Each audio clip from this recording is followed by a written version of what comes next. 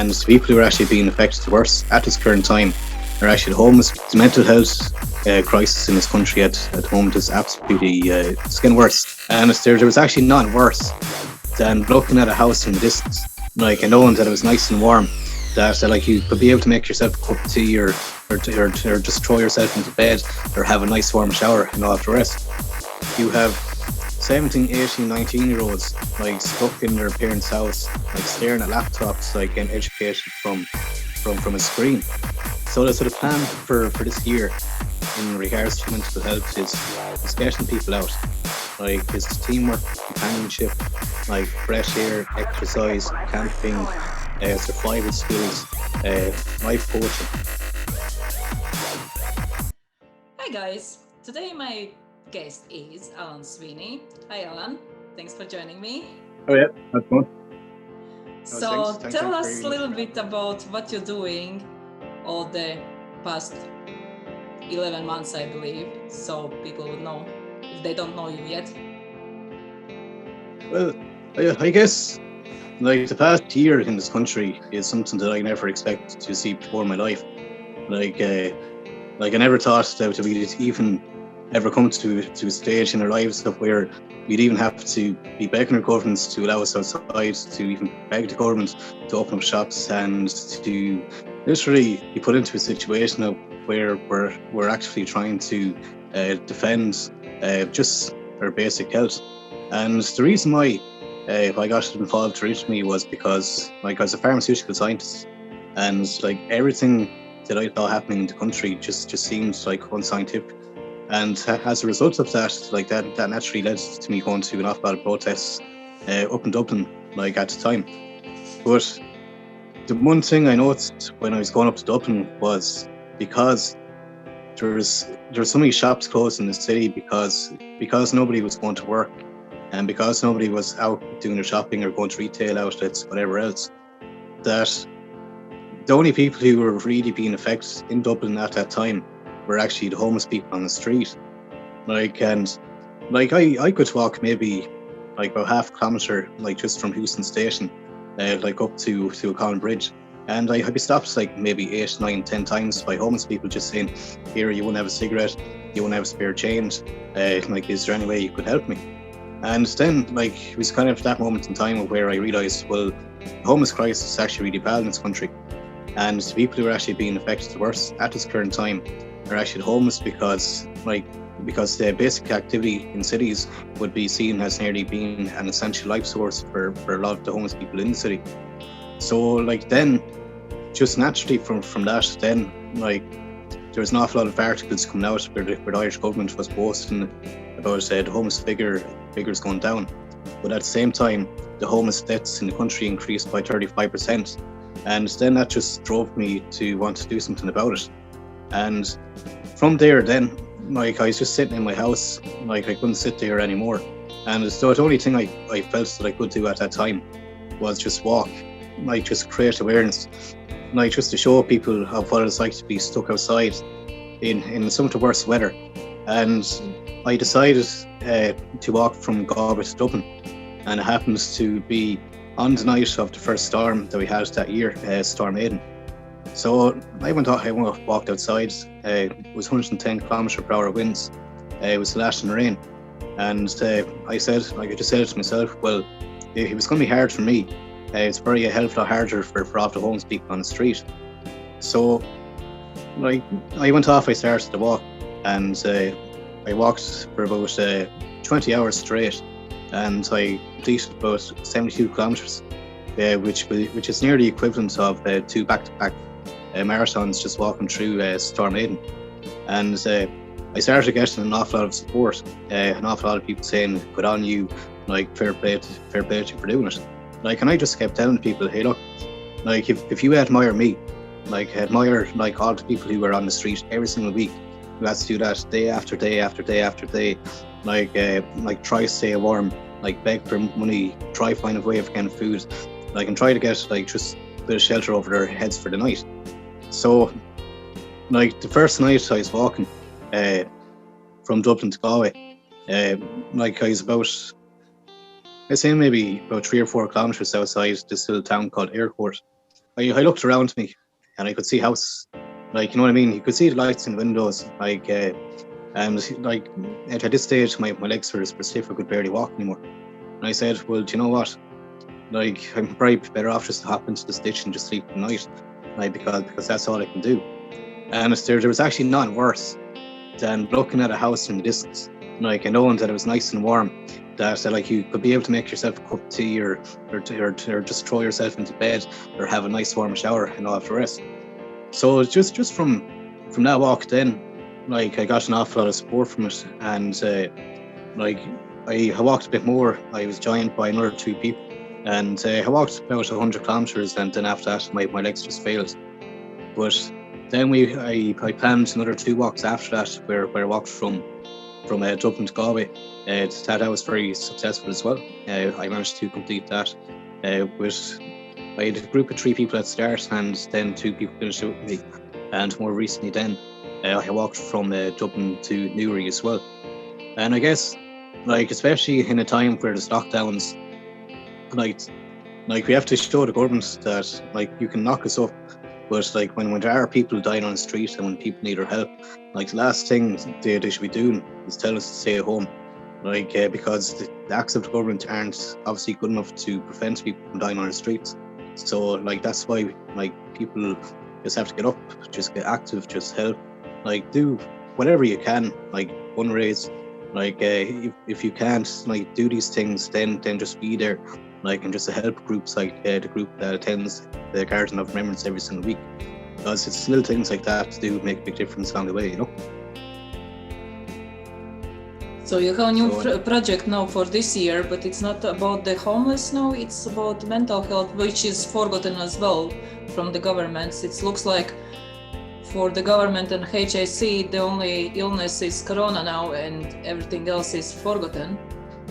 Mm-hmm. Well, see, like, the homeless, like, well, see, like, I'll be doing the homeless, and I'll be focused on mental health as well, because like, the mental health crisis in this country at the moment is absolutely it's getting worse, and the people who it's affecting the most are the younger generations. So as teenagers, it's people who should be in college, because, like, there's nothing worse than going through 5 years of school, like, doing your leaving cert, like, and then it's just like, okay, well, like, now is my time to enjoy myself, like here's my bit of freedom, like, I can go out, I can make new friends, I can meet a girlfriend, you never know, like, I might even meet a woman of my life on a night out, like, and that's just how things work. So, like, now, like, you have 17, 18, 19-year-olds, like, stuck in their parents' house, like, staring at laptops, like, getting educated from a screen, like, but, like, and that's just the way it's going now. So, like, if it's the one thing we've been doing an awful lot of over the past few years is focusing too much on AI and focusing too much on convenience, and by doing that, like, we're beginning to lose the essence of what it's like to be human. Like we're hunter-gatherers, we're supposed to be up early every single day fighting for survival. Like, there was no such thing as just eat. There was no such thing as Tesco or Aldi or Lidl, like, back 400 or 500 years ago. And those are the things which are slowly breaking down the youth of this country, because, like, they have to be taught how to survive. And then when they're put into a situation of where they really have to survive and fight for themselves, they're not properly equipped or they don't know how to do it, because they've been like, brought up in a society which is just being orientated around convenience. So, like, now, like, it's a completely different time of where an awful lot of the depression which has been caused to the younger generations is being caused through it's nearly just through social activities. And I nearly blame Facebook an awful lot to a certain degree as well, because see, Facebook, in a sense, it's kind of like having a wall, like, and you can just throw rocks over the wall, like, and there's no real consequence to the actions or the things that people say. And on top of that, like social media is very quickly turning into a platform of where people can just create lies, slanders, defamation, and then they can block you from the comment section and just keep insulting you.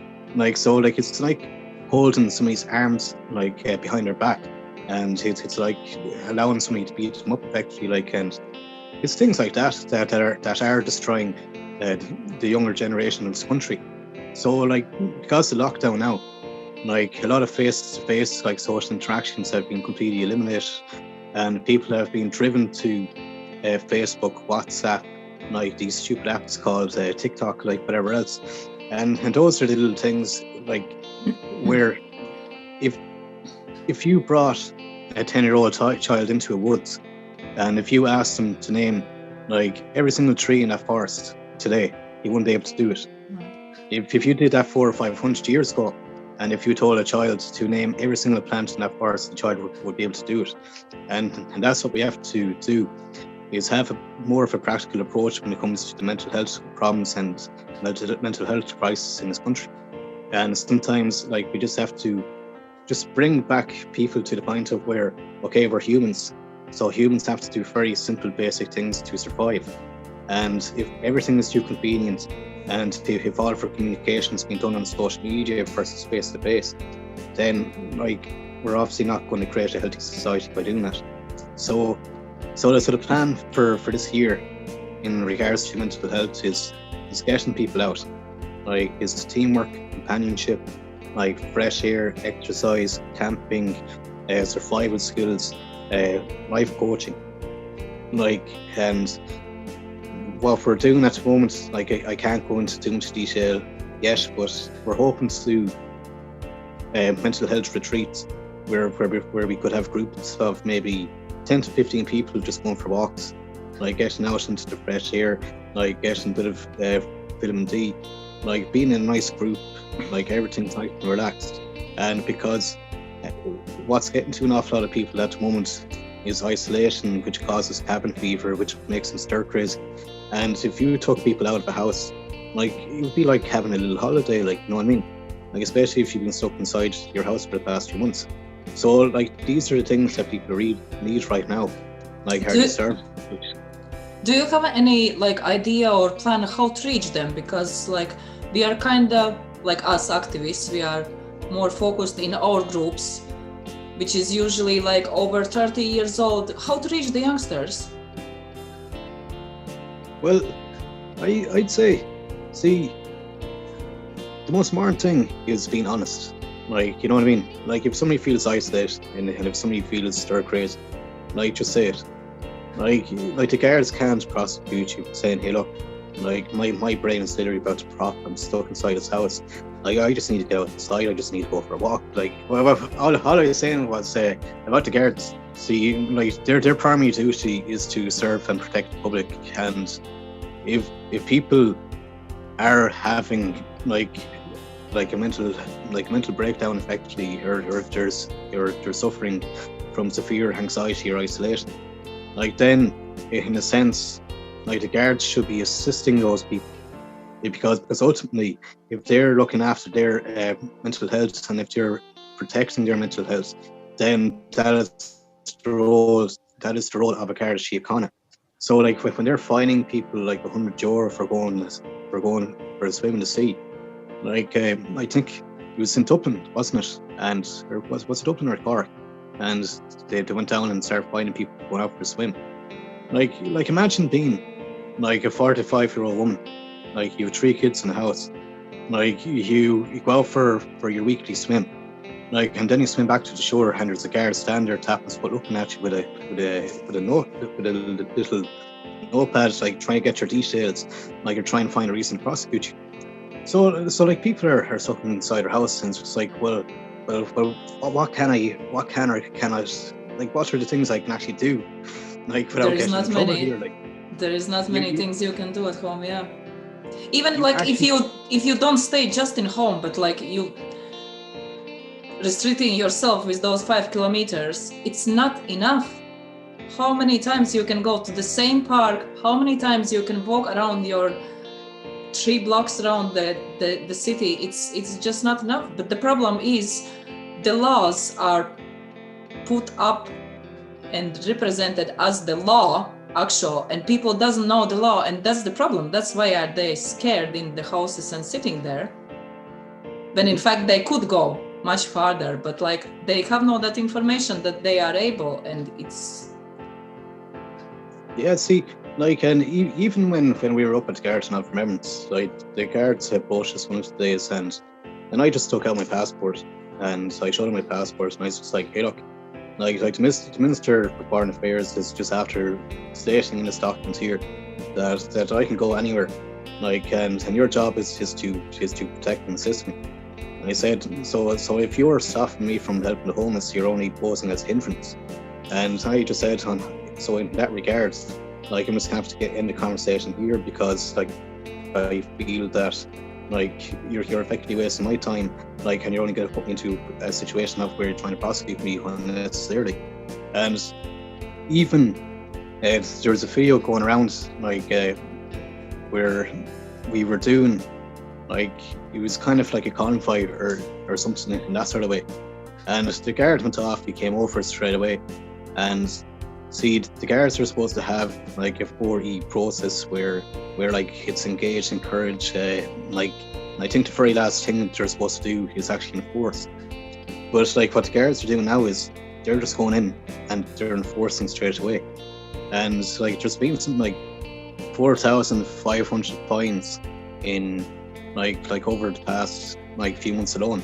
So like the guards have actually issued more fines than there have been coronavirus like apparent deaths in the country, like, you know what I mean? Yeah. Like, and that's just over the past like 2 months alone. So people have to put that into consideration. It's just like, well, like they aren't recording the flu, like, and like they're after giving out 4,500 fines, which is 1,000 more fines than there have been deaths in the country, and fines are still increasing. So it's like, obviously there's something very wrong with the whole process here in that sort of way, you know.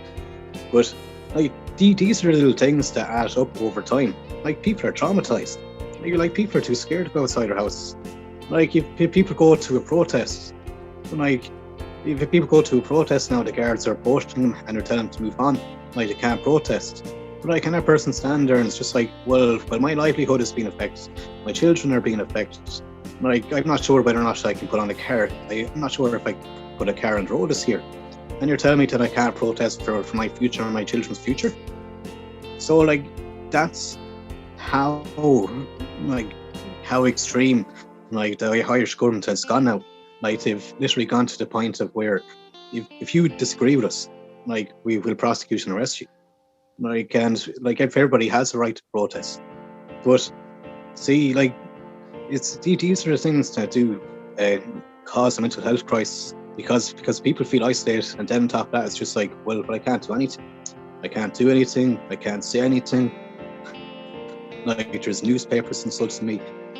I believe in some way this is a point as well where the youngsters would understand, like, if before all the social media, the platforms, the Twitter, YouTube, Snapchat, everything was like, it was everyday's thing, and they didn't realize how much they actually need people in reality, like, to meet them, to hug them, to chat them in life, not over the Zoom or anything. Now it's proven, it proves that it doesn't work. It doesn't work. Yeah. Well, like, when I was going to college, like the only thing I was thinking in my head was freedom. Like, you know what I mean? Like, you never know. Like, I go to college, like, this is great. 4 years in a different town, away from home. The excitement of it, like the parents can't see me. I can be a rebel. I can have a crack. Like, you know what I mean? Like, and all that's gone. Like, it's just like, and now it's gone to a situation of where you might see your 19-year-old like walking out of his room. He pops down to the kitchen. Like, it's just like, how's college going? That's grand now. I've got a lecture in Zoom. Like, and it's just like, it is destroying people, and it's taking away so much opportunity. And there's actually an article, I think, on the Irish Times, where it was a 17-year-old girl, and she said it herself. Like, she was feeling isolated, she was feeling anxiety, and she goes like, but the amount of opportunities that I'm missing out on are incredible. But at the same time, like, you don't have anybody telling that young girl, well, you have 100% chance of survival from that virus. Like, if you get sick from it and defeat, like, you're immune. Like, just take handy, like, maybe not engage with family as much, or stay away from your grandparents, or maybe your elderly grandaunt or uncle or something like that. Like, and just take that approach. 14 days later, your child is immune, and there's no chance of that coronavirus being caught onto your family. And those are things you should be telling people. Like, instead of, okay, like a year later, the coronavirus is still around, and it's just like, well, it isn't COVID-19 that came from a bat in China anymore, is it? Yeah. Like, it's a virus strain that came from South Africa. It's coming from, like... yeah, they forgot that suddenly what they was telling us in the beginning. Not to mention that the flu is gone. Suddenly. It's madness. Like, see, I've been keeping track of the HSE surveillance reports since before Christmas, like, and that was the one thing I was really watching. Like, and I was just like, okay, if they don't update the influenza like information, like, the government's screwed. Like, they can't answer for that. Like Ireland has nearly 200,000 more cases than China. Like, how is that possible? Like, it's not. It really isn't. Like, it's common sense now. Like, you know what I mean? And it's just like, and you're having these arguments with people online. It's just like, okay, well, like, you're supposed to be an intelligent person, like, and it's just like why aren't you thinking about this? And it's just like, you said it, and it's just like, well, when you think about it, like those pharmaceutical companies and people like Bill Gates have so much money that they could buy every single radio station and TV station in this country, like, monopolize it, and like just push whatever media they want you to receive. Like, Bill Gates has so much money, he could probably buy this whole country if he wanted. Yeah. Like, he could probably nearly buy every bit of land, and that's the reality of it. So, like, it's just like, I wouldn't trust a billionaire. Like, I'd rather trust my instinct in this one than somebody who is holding the needles, just saying, take this, and like, and you'll be all right. Like, you know what I mean? Like, yeah. He doesn't seem to be the most trustworthy person, in my opinion, you know. But like, those are the things which are affecting people. Like, and see, if you look at it at an awful lot of young children as well, like, an awful lot of young children, like, I believe they're supposed to have maybe up to 8 common colds a year, and that's how the child's immune system actually builds up over time. It's like, the more colds, the more flus they get, the stronger their immune system comes. So, like, you're actually weakening our youth, and you're actually making them more prone to the actual killer viruses, like, when they do come around, rather than just letting them overcome like seasonal viruses, like, going around all the time. So, like, I feel bad for children, like, you know what I mean? Like, because you're telling them, it's just like, well, like, you're now a walking germ bag. If you go near your grandma, like, you could kill her. Like, yeah. Like, you're full of germs. Like, you can't go here because you can make people sick. You're a super spreader. Like, and that's an awful thing to be telling any child nowadays. Like, it's the same thing as global warming. Like, your parents and adults have destroyed the whole planet. So, like, on top of the planet falling apart and collapsing, and it's going to set on fire or erupt at any point, like they're now walking germ bags. They're now full of germs that can make people sick or kill them. Yeah. And it's that whole psychology, like, going in the brain of a 4 or 5 or 6 or 7-year-old child.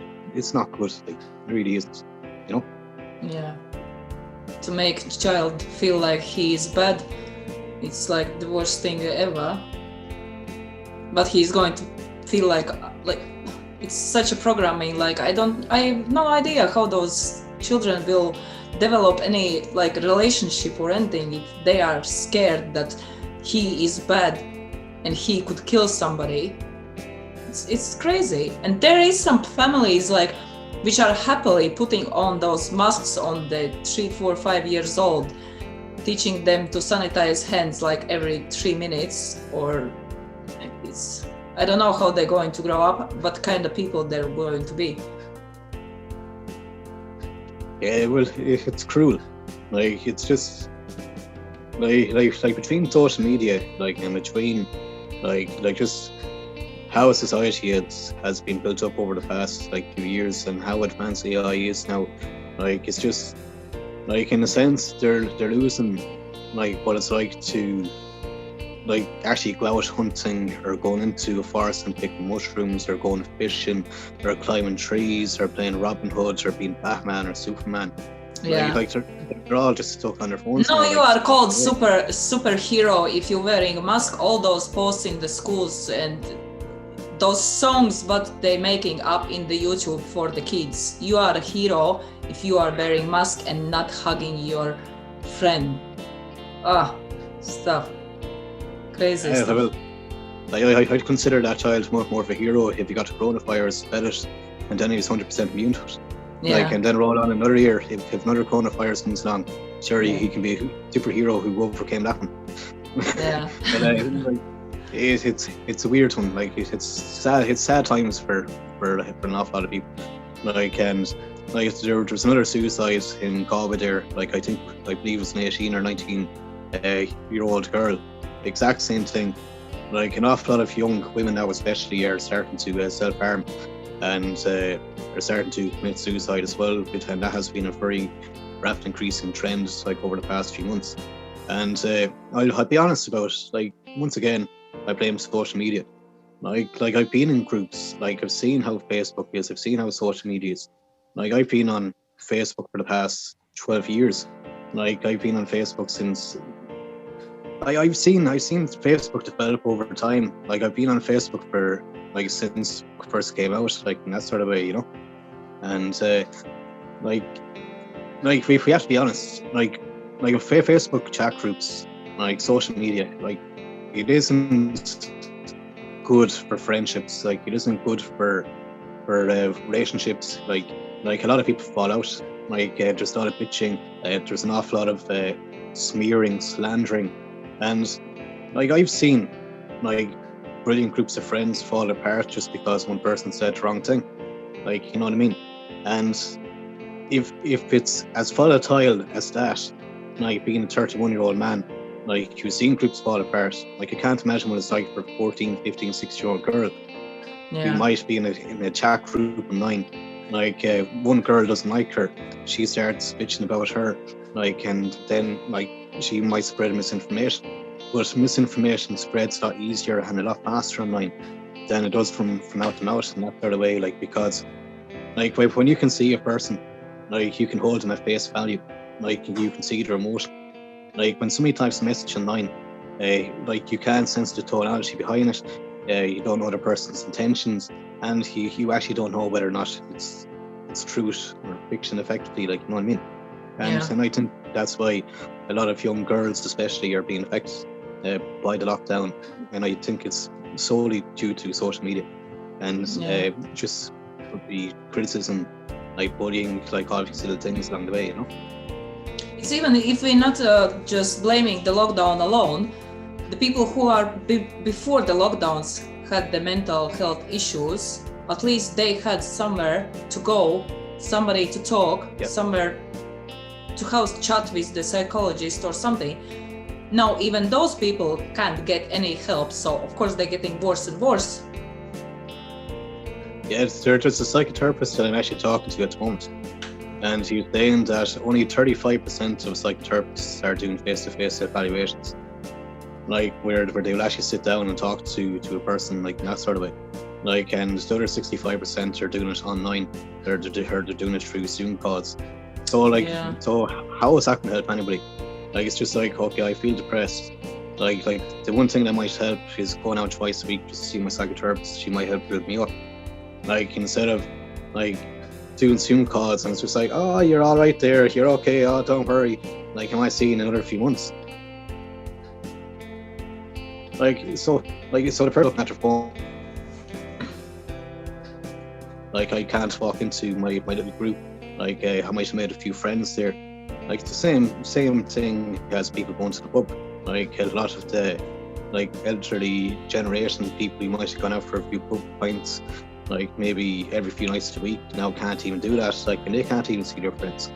So it's a knock-on effect for everybody, and it has that psychological effect on everybody as well, But the only thing we can do is just keep talking about it. An awful lot of people have actually told me that I shouldn't be talking about mental health, that I didn't have a right to talk about it, and it's just the reason why these problems are happening is because people aren't talking about them enough. Yeah. And whenever somebody does speak out about it, it's just like, well, what gives you the rights to speak about these things? And like, it seems to be the way things are gone now. It's just like you can't do this because of that, or you can't do this because of that.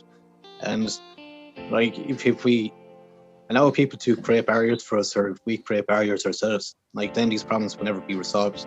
Like, so we need like just a very direct action, response approach. But like, this is what like the next few months are all going to be about. It's just developing networks, like really good proper grassroots community network, like that will operate like nationwide, like just for people like yourselves who are very aware of the issues that are going on. Like, if we create a good team, like, then we can change anything. Like we can change society. We can stop these issues from happening. Like we don't need like a CEO on like €200,000 a year to show that he's doing charity for people. Like, you know what I mean? Like, sure, I got a letter in the post today from Merchant's House, Key, and I think like in 1 year alone, like they paid €3 million. And that's all donations that they received off the public. Like, so like, imagine getting €3 million like off the Irish public, saying you're going to help people on the street, and then giving €3 million to your staff. Like, and that's the problem. Like, that is the general problem. Like, and the problem is, like, the charities we have aren't here to be charities. Like they're only here for these rich CEOs to get even richer. Yeah. So like, we have to start from the bottom. It's all grassroots. Start from the bottom and build our way up, and it's step by step by step. And like, I believe that we have some of the best people in the country to actually make like a good positive change. Like, we genuinely do. Like, we're good-hearted, very intelligent people who just want to get their hands out there and make a good change. That's the main difference, like, you know. So interesting times ahead, you know. If they wouldn't be sad, they would be more interesting. They are so sad. It's just like. So what's your plan? But for your walk, you're doing another walk, or alone? You have a group? What's the plan? What's going on next? At the moment, like, I will be doing another walk. The last fundraiser I did, like, I got about 1,140 in the GoFundMe, and then I got a cash donation of €2,000. So like, I'm just stocking up on all the bits now, and like, we'll be getting all of those bits up to Dublin hopefully tomorrow, and we'll be putting into bags and all the rest. Yeah. So like I just have to get a few more things then, like rucksacks, sleeping bags, tents, like, and just a few water bottles as well. So there's a serious amount of work to be done. Like, I'd say hopefully the next week and a half, like I should be doing another walk anyway. Like, it's just like, I want to show people like how a charity can be done, like, without like playing on people's emotions, like actually just going in there, doing the job, like doing it right, like, and just showing people that like you can like contribute towards like a group of people who will make a difference, like without having to spend like hundreds of thousands of euro on advertisements campaigns, like, you know what I mean? Yeah. Like I'm just a guy with a phone, like a computer, and I guess like just big hearts, like, and those are little things that like I'm just lucky to have, really, like, you know what I mean? Like if I didn't have my phone, if I didn't have my computer, like, I wouldn't be able to do these things, like, but like so what kind of help would you need? Like as I can see, you mostly do everything alone, but like, what kind of help would you need to spread the word, to like make people aware that there is people who would be able to help them somehow? See, I'll be honest. Or what would you like to be happening? I think the most important thing is, like, there's a lot of stuff to be done. Like if I could be in all 32 counties at the same time, I would be. Like there's a lot of things we need to do very fast, like especially for mental health and suicide. And like, I think we need. I just need volunteers. If people volunteer, or if people are happy with my vision, if people are happy to come on board and help out, then that's the main thing. Like, you know what I mean? Like, to be honest, like every single time I get a message on Facebook saying like, well done, like keep going, like you've helped me. Like the messages of support I'm getting on Facebook are phenomenal. Like, you know what I mean? I have people tell me that I helped them out of depression. People help like tell me that I like helped take them out of a dark place. Like, and it's little things like that like just motivate me to keep doing it. See, when I did the first walk, like I didn't even have a fundraiser for that or anything. Like that was just me saying, okay, like I've had enough, like, you know what I mean? Like, and then people asked me to set up the GoFundMe, like, all that sort of stuff. So, like, I'll be honest, like I did 2 walks, like, and after the second walk, then like I was going to close the GoFundMe, and I was just like, okay, if anybody wants to throw in like anything before I shut it down, like to shut it down, like, and then like I went off, I fell asleep for like an hour, like I woke up, like, and then like it was over, like it was 1,000, like it was over the limit, like, you know what I mean? Like, and then I already broke down, like, and the reason why is because like I was just like, I'm so glad that people could trust me to be able to do that, like, you know what I mean? Like, and instead, like the fact people trust me is his big thing. Yeah. Like, and if people trust me, like I'll do whatever I can to give them that good faith back in return. Like, you know what I mean? Like, I just never take advantage of anybody's like generosity or anything like that. Like, so, like it's incredible. Like, it's absolutely incredible. Like, the support, like everything I received over the past few months, and like people want to help. Like, people want to get involved, and like it's just like I'm in a very unique position now of where like people do trust me enough of where like I can like start rolling out like national projects to actually help reduce suicide or help like raise awareness around mental health issues and crisis and homelessness as well. And like just even from doing the walks, like I'd be walking along, like I'd hear somebody beating the horn, and it's just like, Alan, like, you know what I mean? Like, and they're popping out of the car and they're giving me cups of tea or they're giving me sausage rolls or they're taking pictures with me and all that sort of stuff. And it's just like, see, like you get worried, like, because like there is a certain amount of opposition, like, and because the times we're in, like, you do have like guards harassing you and stopping you, like, and like the fact that I have to plan out routes to like navigate a way of not being arrested by the guards, like just for like trying to fundraise for charity, like that's just how the country's gone to. But like the one thing I'm starting to notice now is that an awful lot of charities or an awful lot of clubs and groups are actually starting to do the exact same thing that I do. Yeah, but the one thing I noticed is that an awful lot of clubs and groups are starting to copy me now, and they're all starting to do walks. Like, and it's just like, oh, okay, we're doing a walk for a GA club, or we're doing a walk for this mental health service, like, no, this sort of stuff. And I'm just like, but that's brilliant, like, you know what I mean? Yeah. Like the local club, like where I used to go to secondary school, they did a fundraiser there, and the fundraise, like, I think it was over €10,000 for the club, like, and they managed to get like a lot of people like in the area, like, and they all took part in it, like, and they're all doing videos. Like, I walked 15 kilometers today, I walked 10 kilometers, I cycled 30 kilometers, and it's just like, yeah. Go guys, like, you know what I mean? So it's little things like that kind of helps me as well. So like if the guards ever do try to come back to me, it's just like well, these guys up the road here, it's funny because like everything is so political, like there's so much political policing, like there's so much political bias, like, and like for some reason, like it's like, okay, you can't do this because we think you're a far right Nazi racist, and I'm looking at them, it's just like, well, you made that one up, like, you know what I mean?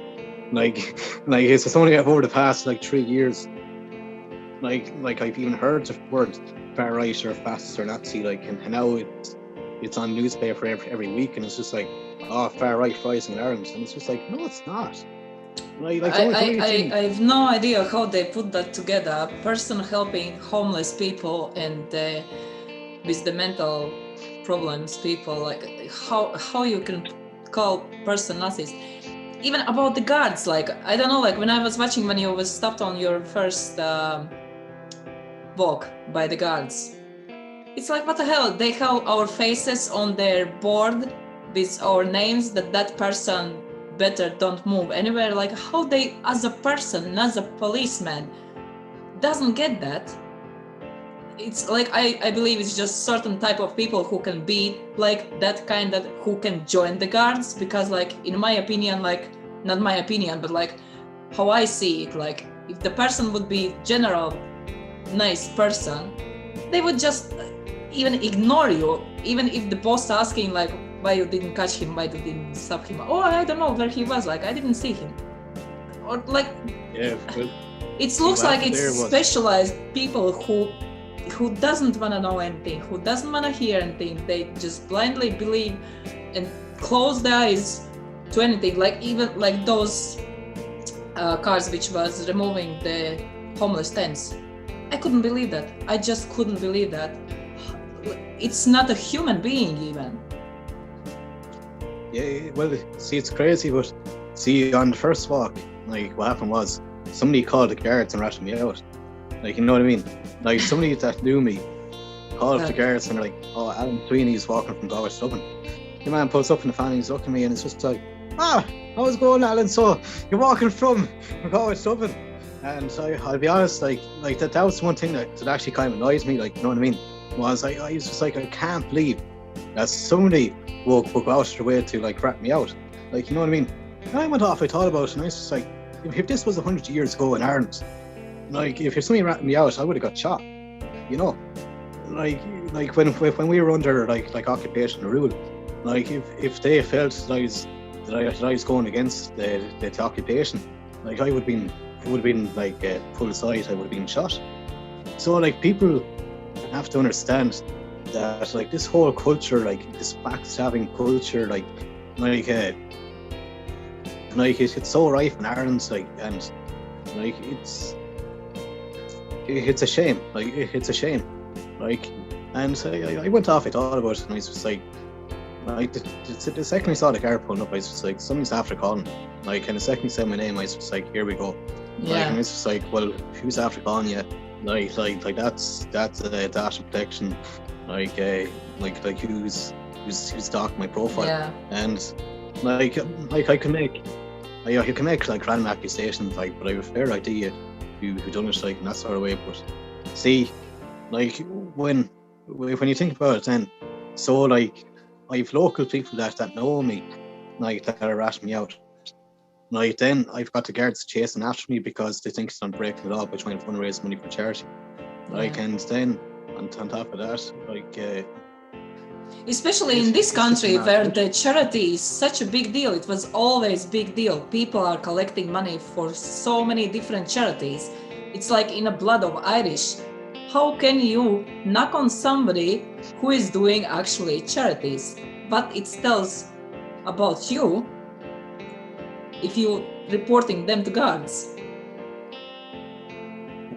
The one thing they're worried about is that I can't be sold, and I'll never be sold. Like regardless of, like, I can't be sold. Like I'm too, like, my head is too set in things, and I'm one of those type of people where, like, whenever my mind is set up on something, like words will just go in one ear and out the other, because like once I'm concentrating something, like my head is already set in it, like, you know what I mean? So, like, it's very hard to kind of change my mind once I have it made, like, that sort of way, you know? And these people know that I'd never represent Fine Gael, I'd never represent Fianna Fáil, like Greens, Social Democrats, People for Profit, like Sinn Féin. Like, I'd never represent these parties because I have so much information against these parties that I could effectively, like, if we had, like, good political groups coming up in the country, we could take these people down. But the problem is because, like, the media is so heavily monopolised in the country, like, then it prevents people like myself from coming up. Like, for example, there was a group down in Cork, and they set up a new homeless service, like, and like they're handing out clothes in the street, like, whatever, like, and they were praising them, like, and then they're basically telling me that I'm breaking the law for trying to do a walk, or they're trying to fundraise and that sort of way. So like this is what I mean by political biased kind of policing in the country, or they have some sort of weird standard setting things where we can do it but you can't. Yeah. And it's just like, well, why can't I do this? And it's just like, well, the reason why we think you can't do that is because we think you're a far right Nazi. And it's just like, well, who's telling you that? Like the media? And it's just like, well, maybe the media is telling you those things because maybe if there was more people like me out there, like this country would be completely different. Yeah. We wouldn't have a housing crisis. There wouldn't be people on the street. Like you wouldn't be spending like €3,500 on car insurance. Like all of this fraud and all of this corruption, like and all of this like brown envelopes nonsense will be completely gone. Will be ended tomorrow. And that's why they want to call us far right, and that's why they want to call us racist, Nazis, like whatever, because like the points and information that we could propose and bring onto the table is so powerful that it would completely eliminate the government, like if we had like the right people in place. And that's why it's much easier just to call us names and insult us rather than like put us in a situation of where we can actually sit down and just have like a proper interview, like the way we are talking now. Like the two of us, like we don't need a script, like we don't need cameramen, like I don't need a makeup artist. Like look crimson as is, but like you know what I mean? Yeah. But like it's just whenever people are trying to resolve or fix issues, like this is how people should be able to talk. Like you shouldn't need a script. Like you shouldn't be looking like over at somebody's shoulder and it's just like, well, this guy is paying me to say these things, so like if we say this, we'll just annoy this person. So that like, so you're literally reading off a piece of paper because you're a lobbyist for somebody else. Like, and that's what a lot of politicians are, is like they aren't representing themselves in any shape or form. Like they're representing a pharmaceutical company, they're representing like some other company that they could potentially have shares in. And that's what we're seeing now big time with this whole lockdown situation, where like an awful lot of these politicians do have particular shares like in these different companies. Like Luke O'Neill is a perfect example actually. I think Mary Lou McDonald's sister is another one. And that's just how deep it goes. So like it's just so what do people want? Do people want rich people to run the country who are going to extort us, like just to make them richer? Or are people going to say, do you know what, like maybe it's time to start going for the people who have actually worked 9-to-5 job, like didn't go to college for a few years, like somebody took them out through a suitcase, like gave them a suitcase, put a suit on their back, and it's just like, okay, well you're going to be a politician. Like, and that's what happened to Leo Varadkar at the end of the day, you know? Yeah. Like he was trained to be a doctor, like somebody gave him a tap on the shoulder and it's just like, okay Leo, you're going to America. He went over to America back in the year 2000 and he was working for a politician called Jack Kennedy during the Bill Clinton presidential run. And it was actually around the time that Bill Clinton was actually, I think he was being impeached because of all the allegations that were going up against him at the time. So Leo Varadkar was in America when all this stuff was happening, like, and he was working for the Democrat Party. So he knows an awful lot of Democrat politics, like, and whenever he comes back to Ireland, then it's just like, well, like I stay in America, like so obviously I have a very strong like Democratic influence, like, but you can see it, like everything, like even the mainstream media, like the way they treat situations is treated the exact same way they treat it in America. Like it's just done on a much smaller scale. Like it's just people have to overlook it, like all this mad hysteria, like this name calling, mudslinging, like nonsensical terms, like just created just to defame people for the sake of it, effectively, you know. But mad old times, you know. Yeah, mad times. But your opinion is it going to change? What's have to happen to change something? Do we have to leave the EU, or it's enough to get another government, which I personally don't believe. But what should happen? Well, see, the thing is, like, Ireland is supposed to be a republic, and so like so ever since 1974, like once Ireland joined the EEC, like they breached Section or Article 5 of the Constitution, And that basically says like Ireland is supposed to be independent, sovereign nation. Like we aren't supposed to be ruled by anybody else. So like if we do anything, like if we play by the EU rule book, then we aren't a sovereign nation, or we aren't a true proper republic, because like we're only doing like these actions just to appease like the European Union, like to do like whatever agenda they have, like just to keep them happy. Like so, like then you're looking at situations of where Ireland is getting 600 million euro fines for not reaching their green targets and all this sort of stuff. And it's just like, well, who's giving us these targets? Hence the EU. So, like, if we have to be honest about it, like we aren't a big enough country to play big boy politics. Like, if we play big boy politics, then millionaires are just going to come here and take advantage of the country. Like the country at the moment is just an over-lavish tourist resort that no Irish person can afford anymore. Like, or no person on this island can afford anymore, because it's been treated as a tourist resort and it's been treated as a corporation versus a nation for the people to live, to thrive, and to actually have prosperity. So, like, if you look at any of the younger generations in this country, like if somebody has to go to Australia, Canada, like America, UK, any of these countries to work, like the reason why they have to do that is because they can't find the opportunities here. So, like, in a sense, like that does make them an economic migrant, because they can't prosper in their own country that they're from. And it's just like see, like in a sense, like people think we're like France, people think we're like Spain, like people think that we're a lot bigger than we really are. But then when the money is not being spent towards the right resources, or it's not being pushed into the right sectors, like then you see the devastating effects of what's happening with the housing market at the moment, where like if you look at this whole lockdown, like an awful lot of houses were being sold, maybe 25 or 30% of its value, like on a website, like it could have been like a foreign investor, like in that sort of way.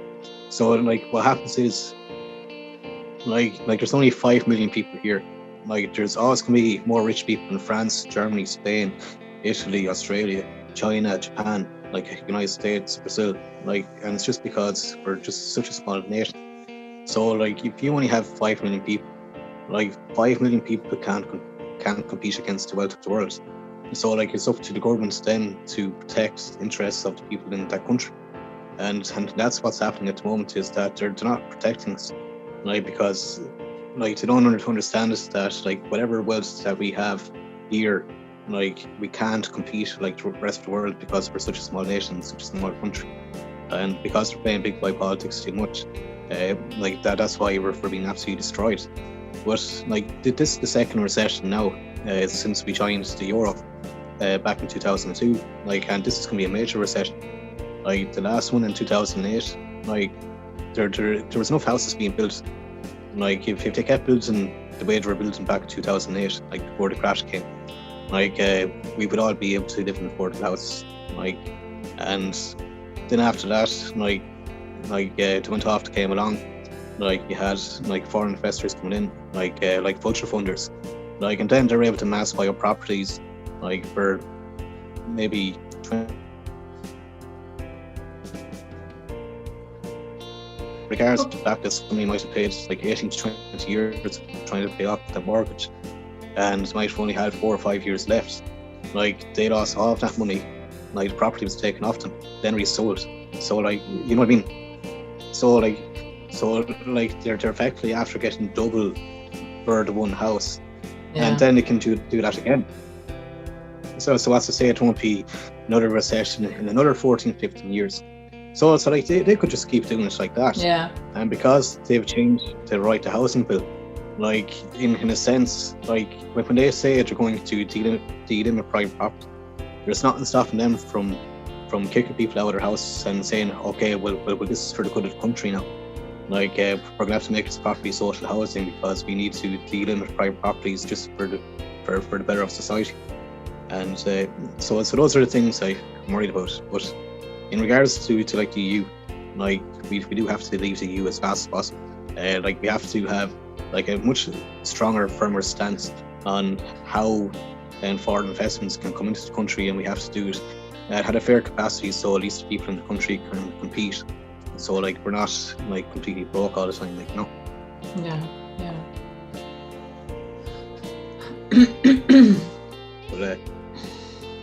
But it's mad. But it's mad. See, like that's my opinion on it. And like it's just like the EU, like you do have to leave the EU like as soon as possible, and like it hasn't really benefited any nation. Like there isn't any point having a city council, like having local councillors, like having a government, like, and then having like the EU, like the WHO, as these over-governing bodies then who tell us what we have to do, like, you know. Yeah, so, yeah. There is no real point to have any, like, no, there is point, maybe somebody would fight against it, but like, they can't really, they just have to follow, and that's all, like, whatever who you put in there, in any position. Yeah. Madness. So I think our time is like kind of ticking out, so. That's great. No, for the end, like, I just want to say, like, good luck with your project.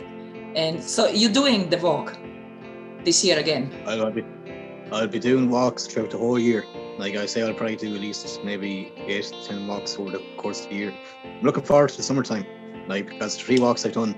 Yeah, like, summertime would be nice. Fairly horrendous, like, you know what I mean? Absolutely lashing rain, windy, wet, all the rest. So I'm looking forward to actually walking out on maybe like a 20 degrees day, nice sun, like with sunglasses on, like, you know. Yeah, I believe would be a good idea. Like, if you, as we talked before about that as well, like when you keep everybody in track where exactly are you, so more and more people could join you, even for those, as we talked, like for a couple kilometers or just for a cup of coffee, and like just build the community around it. And it would be much easier in summertime, because in wintertime, like as you said, like especially when you was out in the storm, like people are many people are lazy, so in the summertime it would be totally different. I'll be honest, it's not fun walking on a road like at 5 o'clock and it's pitch black, and because like it's rush hour, like, and everybody's annoyed, everybody's trying to get home and just flying up and down the road, and like that's really dangerous, like, you know what I mean? So like the one thing I'd be looking forward to is 8 or 9 o'clock and keep walking all day. You can relax, you're not rushing against the dark, like yeah, in that sort of way, you know. Yeah. But that's great.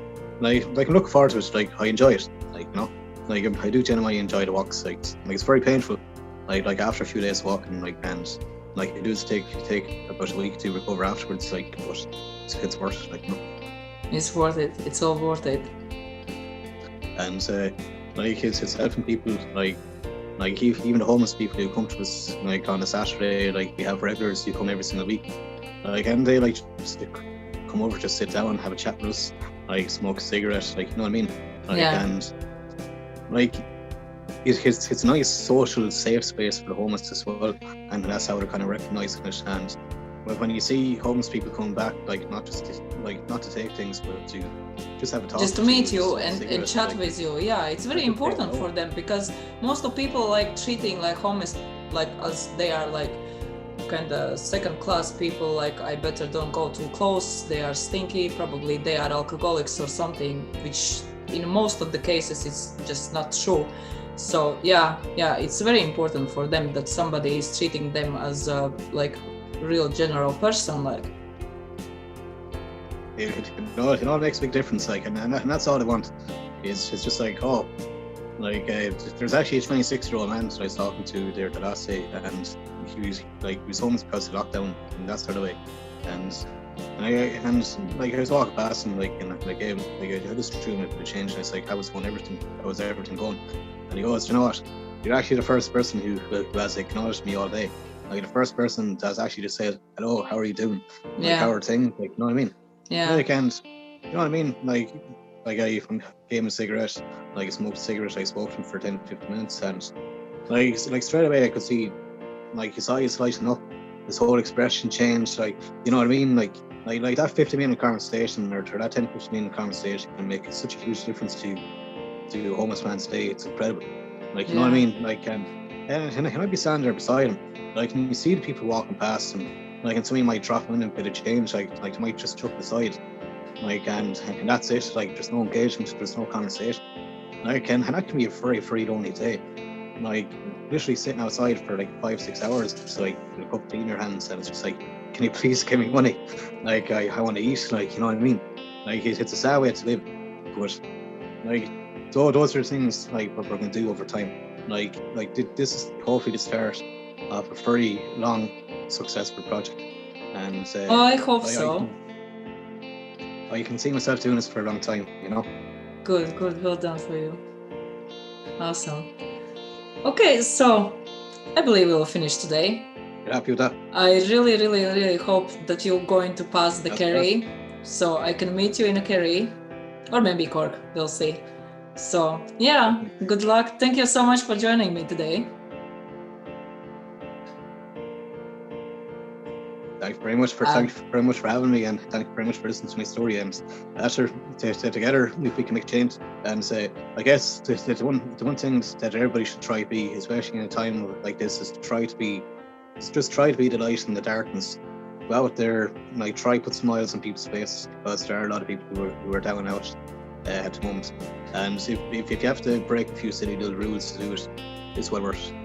Like, it really is. Like we have to go out and we have to help the people. Most vulnerable, like in a time like this. But thank you very much for having me. It's much appreciated. Thank you, Alan. Thank you so much.